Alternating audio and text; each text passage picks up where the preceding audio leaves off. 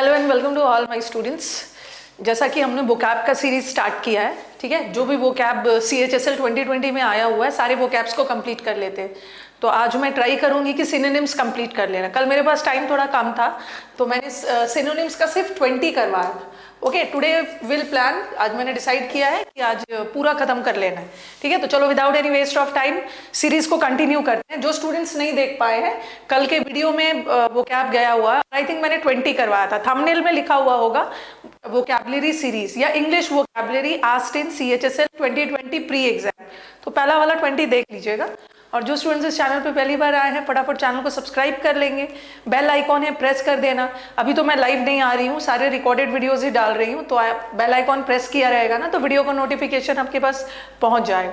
जल्दी हम लोग लाइव भी सेशन शुरू करेंगे, ठीक है। अभी थोड़ा सा एग्जाम खत्म हुआ है, येस्टरडे आपका एग्जाम खत्म हुआ। अब क्या करना है, 1-2 दिन रिलैक्स करके देन मेंस की तैयारी में लग जाएंगे। ओके, और वोकैब तो वोकैब है, इसे CDS NDA सारे बच्चे देख सकते हैं। ओके, ऐसा नहीं है कि वोकैब को उन्होंने बाइफरकेट किया है।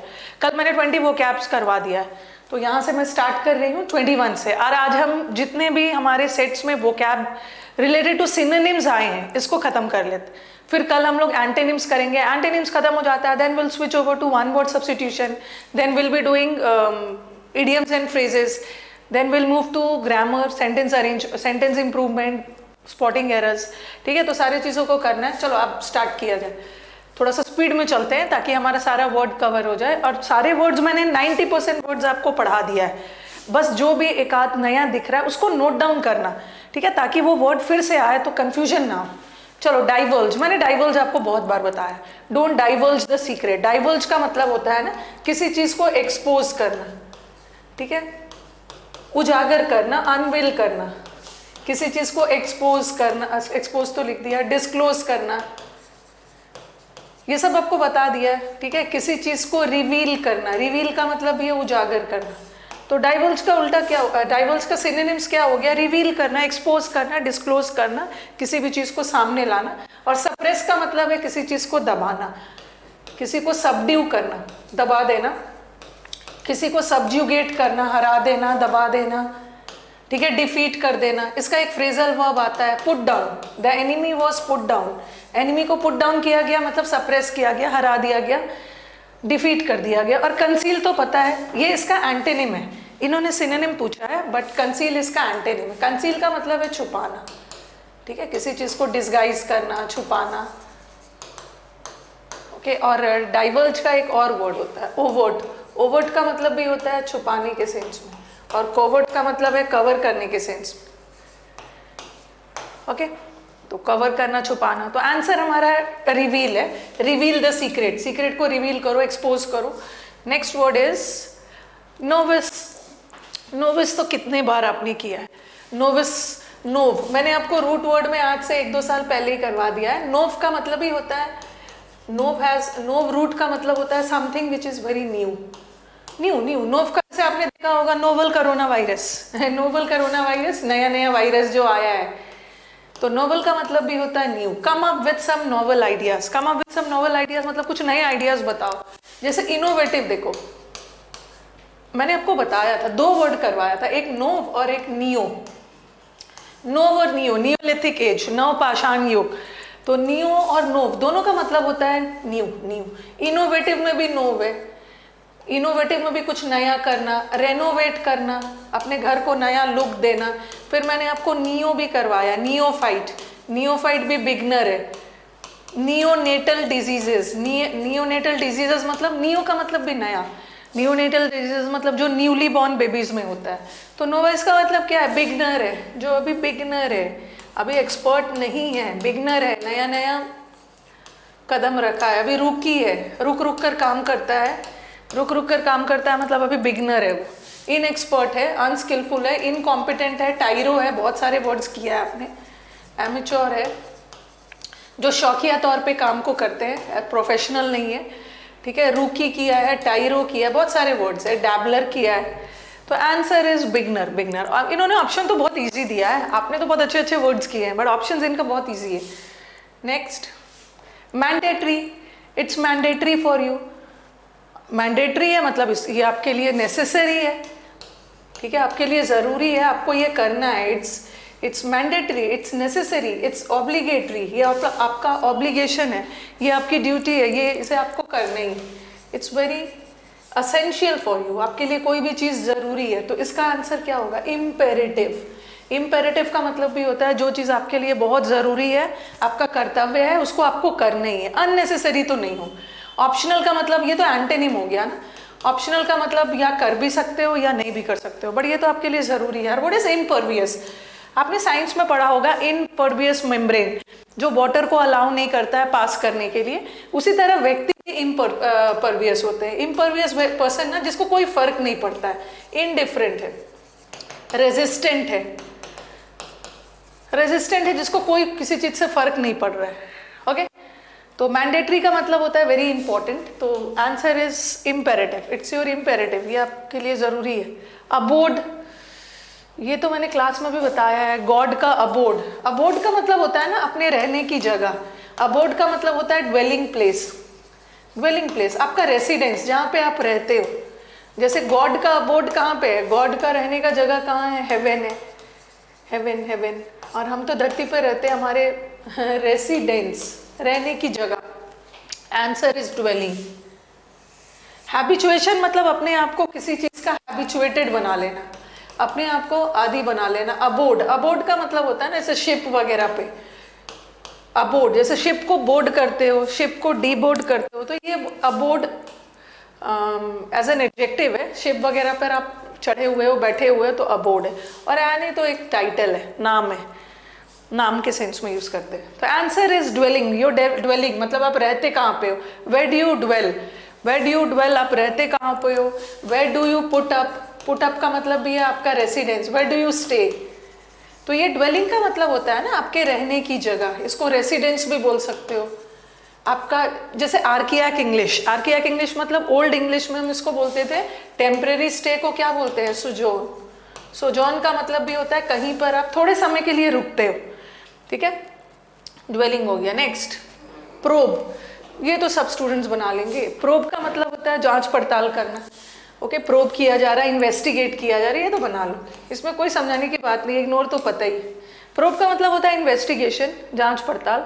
और एक चीज़ और याद रखना, कल मैं प्लस पे रात के बैच में फिल अप द ब्लैंक्स करवा रही थी, तो वहाँ पे इन्वेस्टिगेशन भी आ रहा था, इन्वेस्टिगेशन भी था और इंस्पेक्शन भी था। इंस्पेक्शन का मतलब होता है ना कहीं पर जाकर, कहीं पर आप फिजिकली, कहीं पे फिजिकली जाकर जांच पड़ताल करना। जैसे इंस्पेक्टर्स, आपके स्कूल में इंस्पेक्शन होता है, कोई आता है जो पूरा स्कूल में इंस्पेक्शन करता है, बट इन्वेस्टिगेशन में ये ज़रूरी नहीं है कि कहीं जाकर ही जांच पड़ताल करें। और एक जगह था रिसर्च भी था, कल मैं जब सेट करवा रही थी उसमें रिसर्च भी था और इन्वेस्टिगेशन भी था कि साइंटिस्ट पूरे दुनिया के साइंटिस्ट कोविड कोरोना वायरस पर मैक्सिमम बच्चों ने आंसर रिसर्च दिया था, बट वहाँ पे आंसर इन्वेस्टिगेटिंग था। इन्वेस्टिगेटिंग क्योंकि एक समय में, रिसर्च तो नॉर्मल भी हो सकता है, नॉर्मल आप किसी चीज़ पे रिसर्च कर रहे हो, बट एक समय में कोई बीमारी वगैरह आ जा रही है और सब मिलकर एक साथ इन्वेस्टिगेट कर रहे हैं। मतलब इन्वेस्टिगेट करना मतलब इंफॉर्मेशन इकट्ठा करना कोरोना से रिलेटेड, तो वहाँ पे इन्वेस्टिगेशन वर्ड आना चाहिए था, बच्चों ने आंसर रिसर्च कर दिया, जांच पड़ताल करना। और बच्चों का ये कहना था कि मैम साइंटिस्ट इन्वेस्टिगेट नहीं करते हैं, साइंटिस्ट रिसर्च करते हैं, ऐसी बात नहीं है। इन्वेस्टिगेशन एक बहुत बड़ा ब्रॉड वर्ड होता है, साइंटिस्ट भी कर सकते हैं, पुलिस भी कर सकते हैं, आप भी कर सकते हो। ब्रेस, हाँ ये तो ब्रेस मैंने, हो सकता है नया वर्ड हो, ये वर्ड को हमने किया नहीं है, बट इट्स नॉट नेसेसरी कि हम लोग सारे वर्ड्स कवर कर ही ले। आई ट्राई माई बेस्ट कि 90% वर्ड्स आपका आ जाए एग्जाम में। ये ब्रेस हो सकता है आपके लिए नया वर्ड हो। हमने इससे रिलेटेड कौन कौन सा वर्ड किया है? जैसे ब्रेस करना मतलब ना किसी चीज़ को मजबूत करना, मैंने आपको क्लास में फोर्टिफाई करवाया था। फोर्टिफाई का मतलब होता है मजबूत करना, किसी चीज़ को एम्बोल्डन करना। एम्बोल्डन का मतलब भी किसी को साहस दे के उसको मजबूत करना। फिर मैंने एम्बोल्डन करवाया था, और क्या क्या करवाया था? फोर्टिफाई करना, बोल्स्टर करना, मजबूत करना, बोल्स्टर, स्ट्रेंथन करना, स्ट्रेंथन करना। और इसका एक मैंने आपको फ्रेजल वर्ब बताया था, अगर चीज़ों को ध्यान से सुनते हो ना, नोट करते हो। कई सारे स्टूडेंट्स बोलते हैं कि मैम जब आप क्लास में पढ़ाते हो ना, जो नॉर्मल क्लासेस लेते हो तो जो चीज़ आप अलग अलग से बताते थे मैं साइड में नोट करते जाता था और मुझे फील हुआ कि वो बहुत फ्रूटफुल था, उसको करना है। टीचर के लिए ये पॉसिबल नहीं होता ना एक ही जगह सब चीज़ बता दे, ठीक है। तो जब दिमाग में जैसी बातें आए उसको नोट कर लेना, रिवाइज करते रहना, एग्जाम में आएगा। Security was beef up, security को बीफ अप किया गया, मतलब सिक्योरिटी को और भी मजबूत किया गया। तो ब्रेस का मतलब भी होता है किसी चीज को मजबूत कर। फोर्टिफाई, जैसे किला, किला मजबूत होता है। एक तो एम्ब्रेस वर्ड भी होता है, एम्ब्रेस मतलब गले लगाना, एक्सेप्ट करना, किसी को आप एक्सेप्ट कर रहे हो, उसको स्ट्रांग बना रहे हो, एम्ब्रेस। और एक तो आप दांत में भी ब्रेसेस लगाते हो, जिसके तीत बहुत शेप में नहीं होता उसको ब्रेसेस लगा दिया जाता है शेप में लाने की। तो ब्रेस का मतलब है मजबूत करना। सिविरिटी, सिविरिटी, सिविरिटी वर्ड किससे बना है? सिवियर से। और ये सिवियर, ये सारे इस बार के CHSL के प्री में आए हुए वर्ड्स है, सारा एक जगह कलेक्ट कर लिया। ये एडजेक्टिव है और ये नाउन है बस। सिवियर, सिवियर का मतलब है बहुत सीरियस, बहुत acute. He suffering from severe pain, acute pain. Grim, grim का मतलब भी होता है बहुत ज़्यादा सीरियस। ग्रेव, ग्रेव का एक तो ग्रेव का मतलब कब्र होता है और एक ग्रेविटी बोलते हैं ना, सिचुएशन के ग्रेविटी को समझो, सिचुएशन को ग्रेविटी को समझो मतलब सिचुएशन के सीरियसनेस को समझो। तो ये सारा इसका मीनिंग है। तो आंसर इज सीरियसनेस।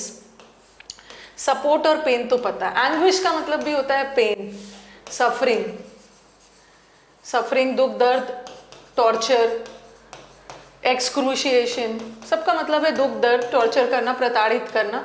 बहुत डिस्ट्रेस में है मतलब बहुत ज़्यादा सफरिंग में है, एगनी में है, पेन, दुख दर्द का sense. Next word emerge. Emerge इन्होंने बहुत बार इस बार पूछ लिया। इमर्ज काफ़ी बार एग्जाम्स में आया है, इस बार प्री में ये वाला CGL में भी आया, CHSL में तो आया ही है, CGL में भी आ गया। इमर्ज, मिंगल का मतलब होता है मिक्स करना। इमर्ज, एक तो इमर्ज करना मतलब ग्रो करना भी होता है, इमर्ज मतलब डेवलप भी होता है। और एक इमर्ज सेंस में जाता है, इमर्ज का मतलब है कोई चीज स्पष्ट रूप से अपीयर होना, प्रतीत होना, मतलब दिखना, दिखना। ओके, तो आंसर इज अपीयर। विथहोल्ड करना मतलब रोक लेना, रिटेन कर लेना, किसी चीज को रोक लेना, विथहोल्ड कर लेना। राई, हाँ ये अच्छा वर्ड है, दिस राई। बहुत सारे बच्चों का ये रॉन्ग हो गया, दे टोल्ड मी कि न्यू वर्ड है, बट ऐसा कोई न्यू वर्ड नहीं है। जब भी राई फेस बनाते हो ना, अपने फेस को थोड़ा टेढ़ा मेढ़ा कर रहे हो, राई फेस का मतलब है जब भी आप किसी पे मॉक करते हो, कोई भी एक तरह का मतलब अनोयंस वाली, निंदा वाली, इंसल्ट वाली फीलिंग दिखाते हो ना, तो अपने फेस को थोड़ा राई कर लेते हो। तो राई का मतलब होता है ना, राई का मतलब होता है थोड़ा सा फेस को ट्विस्टेड कर लिया, अनोयंस दिखाने के लिए, ट्विस्टेड कर लेना। तो इसका आंसर इज क्रूकेड। वैसे ये क्रूकेड का दो मतलब है, एक तो क्रूकेड का मतलब है कोई चीज सीधा नहीं है, नॉट स्ट्रेट, कोई चीज सीधा नहीं है, स्ट्रेट नहीं है, थोड़ा सा घुमावदार है, ट्विस्टेड है, ट्विस्टेड है। ये मैंने आपको टॉर्चुअस वर्ड पढ़ाया था, टॉर्चुअस टेढ़ा मेढ़ा, नॉट स्ट्रेट। और एक क्रूकेड व्यक्ति का मतलब होता है जो व्यक्ति बहुत करप्ट होते हैं, ये भी सेंस में जाता है, करप्ट। बहुत करप्ट लोग स्काउंड्रल, बदमाश लोग को भी बोलते हैं scoundrel, nefarious, okay, very wicked type of person.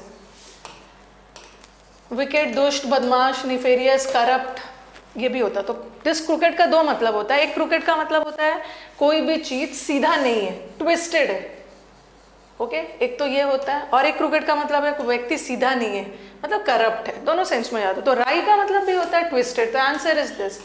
और फोर्थ राइट लोग कौन होते हैं, ये तो पढ़ चुके हैं। फोर्थ राइट लोग बहुत स्ट्रेट फॉरवर्ड होते हैं, ये तो इसका एंटेनिम हो जाएगा, हमें सिनोनिम चाहिए। और वो बहुत चालाकी से स्ट्रेट फॉरवर्ड ऑनेस्ट लोग होते हैं। ये तीनों का मतलब सेम है, ये तीनों इसका एंटेनिम है, बट हमें तो सिनोनिम चाहिए। थोड़ा सा आप ऑप्शन एलिमिनेशन भी करते हैं ना तो काम हो जाता है।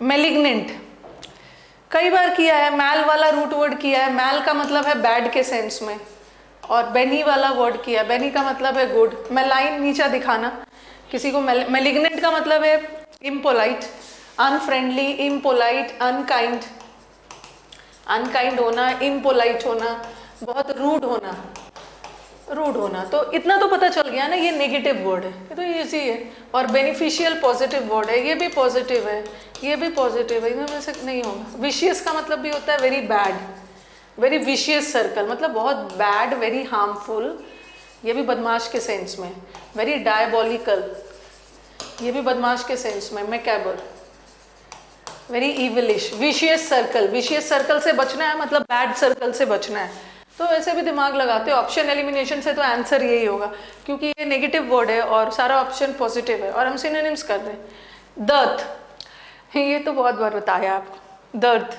दर्द वर्ड तो कई बार आपको बताया है। यस, दर्द का मतलब है दर्द की वजह से उसकी डेथ हो गई। दर्द का मतलब क्या है? शॉर्टेज, शॉर्टेज, ये तो आराम से बना लो। हम बोलोगे मैम हर वर्ड में बोल रही है, आराम से बना लोगे, बना लोगे क्योंकि पढ़ा है। इसका मतलब होता है किसी चीज़ की पॉसिटी होना, कमी होना, शॉर्टेज होना, ठीक है, ये सब तो कर लिया। शहर में पाव की कमी हो गई है, एग्जिजुअस, मीगर, दर्द, शॉर्टेज, सब हो गया। Next word comply. कंप्लाई के साथ आप पढ़ चुके हो, प्रेपोजिशन में मैंने पढ़ा दिया है। कंप्लाई के साथ क्या आता है? कंप्लाई के साथ विथ आता है, अबाइड के साथ, इसी को बोलते हैं स्मार्ट स्टडी। स्मार्ट स्टडी का मतलब है कंप्लाई से रिलेटेड और क्या क्या एग्जाम्स में एरर आता है प्रेपोजिशन का। मीनिंग तो हम जानेंगे ही, बट ये भी देख लेंगे। अबाइड के साथ बाय आता है और दोनों का मतलब होता है एग्री करना, सहमत होना, कंप्लाई करना, सहमत होना। तो ये देख लो, ये तो डिक्लाइन करना मतलब रिफ्यूज करना। वैसे डिक्लाइन का दो मतलब होता है। एक डिक्लाइन का मतलब है आपने किसी के प्रपोजल को डिक्लाइन कर दिया, रिफ्यूज कर दिया, और एक मतलब होता है डिक्रीज भी। Okay, the decline in price, price में जो डिक्रीज हुआ है। एक हो गया डिनाइड का मतलब भी रिफ्यूज करना। तो ये तो मोर और लेस एक दूसरे का सेम ही है, हमें सिनोनिम्स चाहिए। और कंप्लाई करना मतलब ओबे करना, ओबे करना मतलब एग्री करना, और अडोर करना अलग होगी। अडोर करना तो अप्रिशिएट है, अप्रिशिएट करना, किसी की तारीफ करना, यूलोजाइज करना, पैनेजराइज करना, ये सब वर्ड्स आप कर चुके हो। एक्सटॉल करना, अपलॉड करना, सब हो गया। थोड़ा स्पीड में जा रहे हैं हम लोग, आज हम लोग सिनोनिम्स कंप्लीट कर लेंगे। एनक्रोच,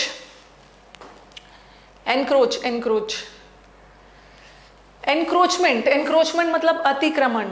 एनक्रोच करना मतलब किसी के टेरिटरी पे इलीगल इंटरफेयर करना, इंटरफेरेंस, दखल अंदाजी, इग्नोर नहीं होगा। ये दोनों का मतलब सेम है, इग्नोर करना, डिसरिगार्ड करना, अनदेखा करना। अब फॉरगेट तो होगा ना, आंसर इज इंट्रूड। एपरेंटली, ठीक है, एपरेंटली, बहुत एपरेंट है। एपरेंट है इसका मतलब क्या है? मतलब स्पष्ट रूप से दिख रहा है। एपरेंट मतलब सीमिंगली, ये सीम हो रहा है, प्रतीत हो रहा है। कंसिडरेबली नहीं होगा, कंसिडरेबली का मतलब होता है ठीक ठाक, ठीक है, ग्रेटली या टू अ ग्रेट एक्सटेंट, काफी हद तक, मतलब जैसे कंसिडरेबल अमाउंट, कंसिडरेबल अमाउंट मतलब अमाउंट ठीक ठाक है, large amount, something in large amount, ठीक ठाक। अनलाइकली, जिसके होने के चांसेस नहीं है, इम्प्रोबेबल, और क्वेश्चनेबली, जिसपे क्वेश्चन, इम्प्रोबेबल, क्वेश्चन किया जा सके, तो आंसर इज सीमिंगली। फॉरबिड करना, फॉरबिड, फॉरबिड, फॉरबिड करना, किसी चीज पे पाबंदी लगा देना। तो क्लोज और एनकरेज, एड्यू का मतलब होता है बाय करना, बाय, बाय करना, किसी को सी ऑफ करना, बाय करना। तो फॉरबिड करना इज प्रोहिबिट करना, पाबंदी लगा देना। खैर ये तो आप सबको पता ही है, इजी वर्ड है। डिस्पेकेबल, डिस्पेकेबल नेगेटिव वर्ड है, डिस्पेकेबल नेगेटिव वर्ड है। डिस्पेकेबल का मतलब है वेरी डिसगस्टिंग, बहुत डिस्पेकेबल बिहेवियर, बहुत डिसगस्टिंग, बहुत इंसल्टिंग, बहुत contemptuous, very bad, bad negative word है। और कमेंडेबल मतलब तारीफ के योग्य।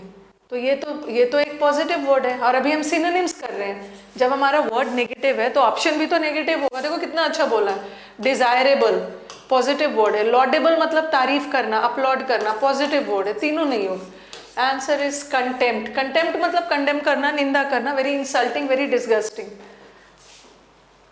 अपैथेटिक, ये वर्ड तो 30 करोड़ बार आपने किया है यूट्यूब और क्लासेस में।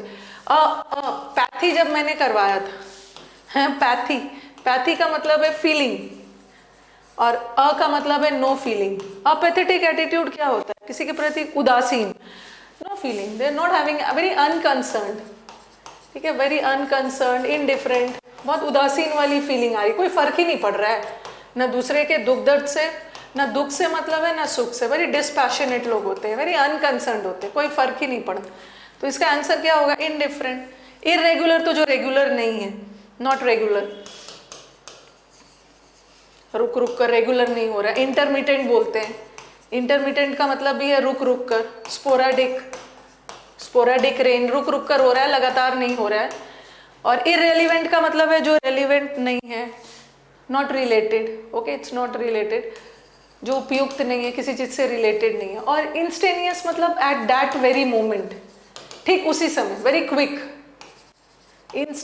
इंस्टेंटेनियस रिप्लाई, इसका मतलब है वेरी क्विक, तेजी से, very hasty, very prompt reply, ठीक है। तो answer is indifferent, indifferent.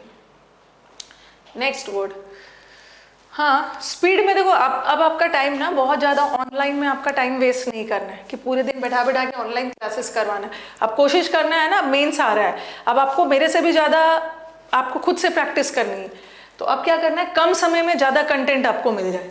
Salient, the salient features of the constitution. Salient का मतलब होता है बहुत महत्वपूर्ण, ध्यान देने योग्य, नोटिसेबल।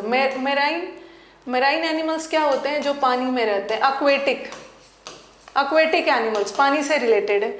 और नेविगेबल, जिसको नेविगेट किया जा सकता है, जो आसानी से आपके लिए एक्सेसिबल है। और स्टडी का मतलब होता है हट्टे कट्टे लोग को बोलते हैं, वेरी स्ट्रॉन्ग बिल्ट लोग, ओके, स्ट्रॉन्ग बिल्ट है, वेरी रोबोस्ट है, ओके, हट्टे कट्टे लोग को बोलते हैं, रोटेंट भी बोल सकते हो, स्ट्रॉन्ग बिल्ट लोग, हेल्दी लोग। तो नोटिसेबल, बहुत सेलिएंट फीचर्स मतलब बहुत उजागर, very prominent features, very notable, जिसको हाईलाइट किया गया, बहुत इंपॉर्टेंट फीचर्स, प्रोमिनेंट, जो उजागर। हेरेल्ड, हेरेल्ड करना, द किंग वॉज हेरेल्डेड। हेरेल्ड करना मतलब होता है घोषणा करना, ठीक है। हिंदी में भी लिख देती हूँ, आप बोलोगे मैम आप हिंदी नहीं लिख रहे हो, बट हिंदी से भी ज़्यादा ना, हिंदी तो आप अपने कन्वीनियंस के लिए लिखते हो, ऑप्शंस को इंग्लिश में ही याद करना है।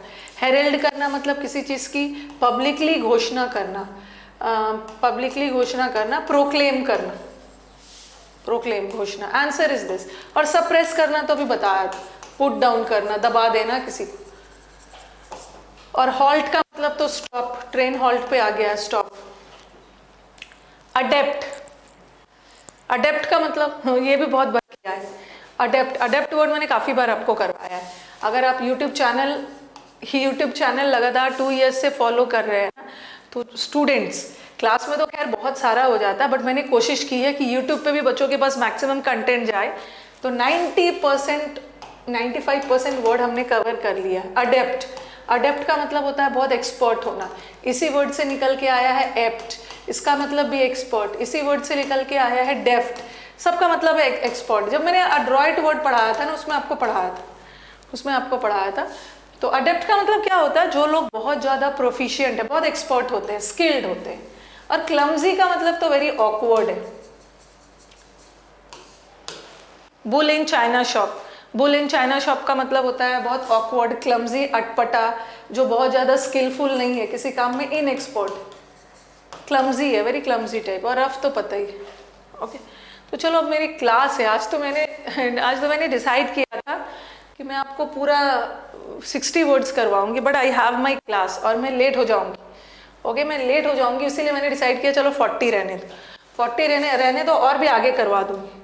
आप वो सब मुझ पे छोड़ दो, आपको सारा जो CHSL का जितना भी idioms, phrases, one word vocab जितना आया है वो भी हो जाएगा, एरर्स जितना आया है वो भी हो जाएगा। और एक बार CGL का आंसर की आ जाए ना, उसके बाद मुझे सारे क्वेश्चंस मिल जाएंगे, वो भी करवा दूँ, बस आप इसको रिवाइज करते रहो, ओके। चलो, थोड़ा सा डेली जो रिचुअल होता है वो भी आपको करना ज़रूरी है।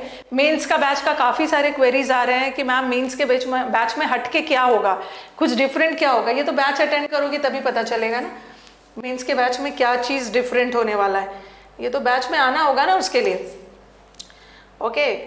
तो मेंस का बैच 1 सितंबर से शुरू हो रहा है, ओके, 1 सितंबर से शुरू हो रहा है, दैट मीन्स नेक्स्ट वेडनेसडे से शुरू हो रहा है।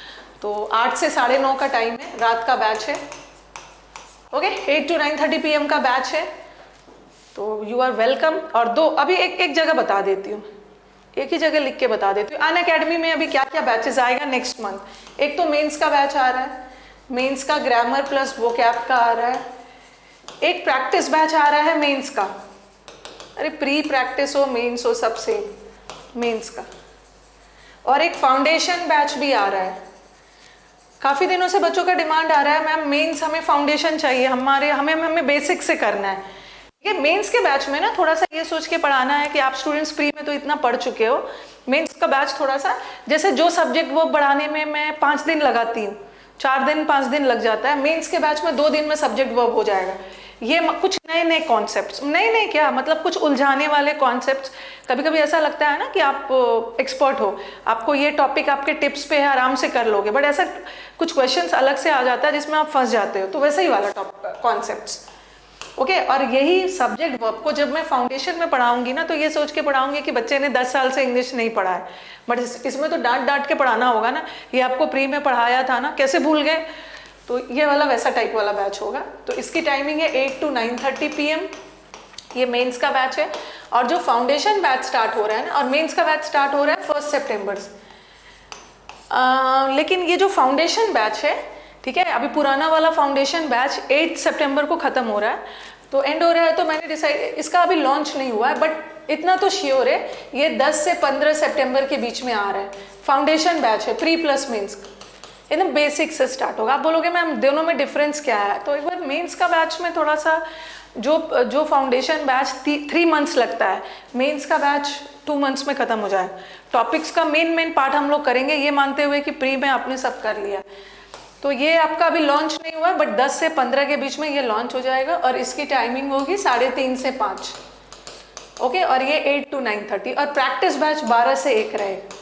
तो ये सारे बैचेस आ रहे हैं अभी, और बाकी सारे बैचेस, और वोकैब मैं मेंस में फिर से नहीं पढ़ाऊंगी, क्योंकि वोकैब का एक परमानेंट सोल्यूशन मैंने डाल दिया है, वन स्टॉप सोल्यूशन अनअकैडमी पे, दैट इज समुद्र मंथन बैच।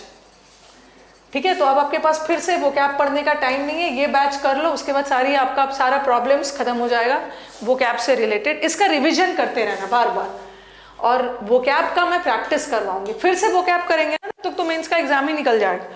ओके, तो वोकैब वगैरह यहाँ से करना, और प्रैक्टिस बैच में क्लोज टेस्ट रहेगा, और हमारा मेन फोकस रहेगा पैसेज पे, क्योंकि क्लोज टेस्ट भी मैंने आपको बहुत करवाया।